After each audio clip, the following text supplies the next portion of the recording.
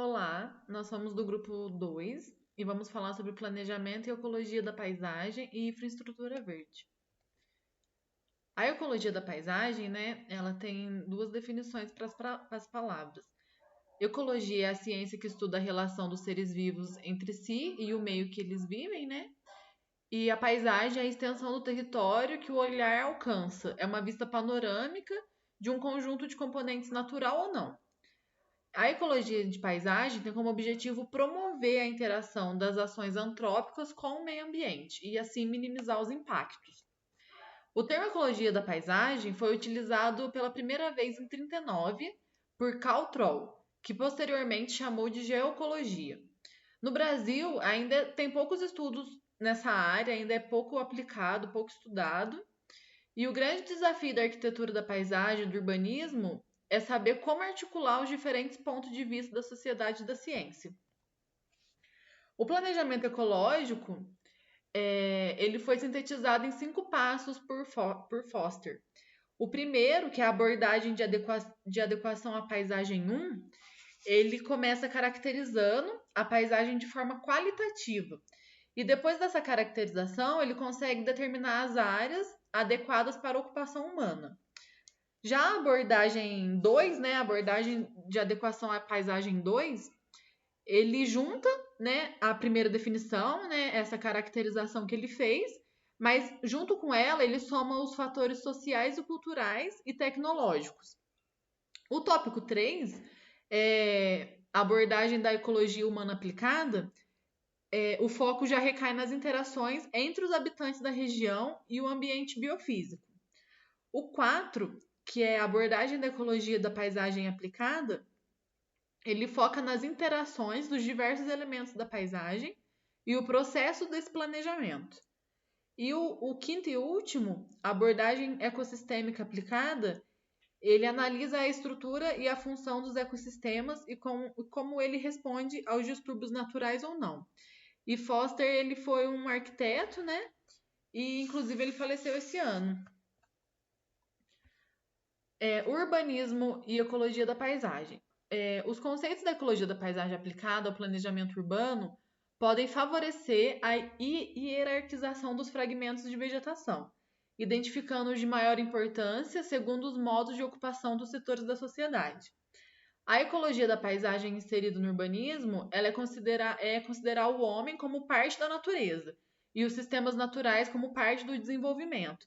Então, uma parte que abrange, né, esse tema seria imaginar e enxergar homem e natureza e a sociedade como um todo, não fragmentado, mas como se tudo fosse uma coisa só e diminuir essa fragmentação. Entender que a cidade não é uma parte separada da natureza, né? Que a cidade faz parte da natureza. E com isso podemos evitar alguns desastres, como enchente e deslizamento de terra. E promover o bem-estar, né? A ecologia da paisagem, ela tem um grande foco em promover o bem-estar.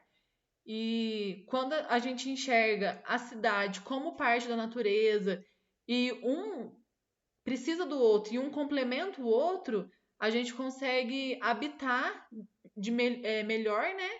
Esses lugares, a gente consegue identificar o melhor lugar para urbanizar, a gente consegue ter essa noção e com isso a gente consegue minimizar, né? Essa questão que é muito comum a gente ver de pessoas morando às vezes em lugar que ocorre deslizamento de terra, todos esses desastres, né, são boa parte por isso, porque não tem nenhum planejamento antes, né? A infraestrutura verde. A infraestrutura verde é uma solução ambiental, econômica e social que assegura a redução do impacto de catástrofes naturais por meio de estudos meteorológicos e climáticos. O conceito de infraestrutura verde ainda é um assunto muito novo para muitas pessoas. Trata-se de uma proposta de solucionar os problemas da cidade de forma sustentável e, em grande parte, mais econômicas também. O objetivo principal da infraestrutura verde, é a drenagem de água, muito mais que o objetivo estético da paisagem. A infraestrutura verde integra a natureza na cidade por meio de redes multifuncionais de vegetação permeável, como podemos ver na imagem, um esquema de captação de água. Mantendo a funcionalidade da paisagem, mesmo que parcialmente, a área verde auxilia na prevenção de enchentes, melhorando o microclima e a qualidade de ar no local. Problemas que podem ser solucionados. Com a expansão urbana e o crescimento populacional, surgiram algumas mudanças climáticas e ambientais que prejudicam a qualidade de vida das pessoas. Entre elas, a gente pode destacar as enchentes. Na maior parte das vezes, isso acontece porque as áreas impermeabilizadas bloqueiam a infiltração de água no solo. Em caso de chuvas intensas de longa duração, o revestimento de concreto e a pavimentação asfáltica em excesso dificulta o escoamento de água, resultando em enchentes. Em 2017, teve uma pesquisa conduzida pelo IBGE que constatou que 59% dos municípios possuem nenhum investimento de gestão de riscos quando se trata de desastres naturais, como enchentes e alagamentos. Mudança de temperatura. Outra alteração climática decorrente da redução e até mesmo da eliminação das áreas verdes é a mudança de temperatura. Uma vez que as áreas urbanas são pouco arborizadas e há uma pavimentação excessiva, a temperatura do solo aumenta e as ilhas de calor se formam. Em São Paulo, por exemplo, a diferença de temperatura entre os bairros chega a 10 graus Celsius por conta desse fenômeno. Qualidade do ar. Ligado ao crescimento populacional e à urbanização das cidades, a qualidade do ar foi bastante afetada por conta das modificações estruturais, principalmente pela remoção parcial ou completa da vegetação. A concentração de vegetação nos centros urbanos melhora a qualidade do ar por filtração dos materiais poluentes. Desenvolvimento sustentável.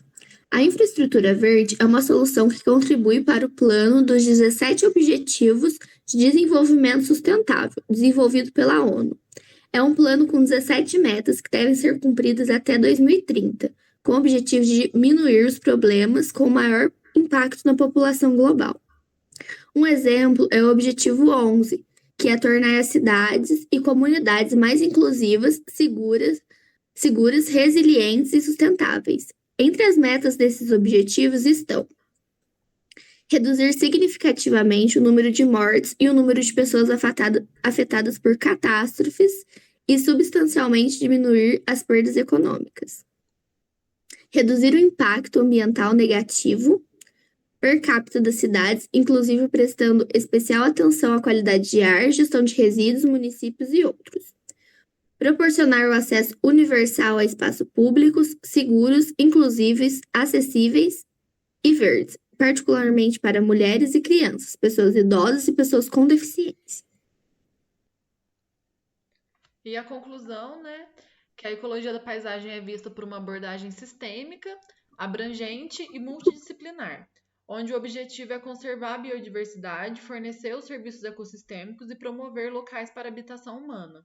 Uma das principais limitações encontradas para a implementação desse conceito é a própria restrição da expansão urbana, que acarreta na necessidade das obras especializadas. É isso, pessoal. O nosso trabalho é esse. Qualquer dúvida, vocês podem estar nos mandando. Obrigada.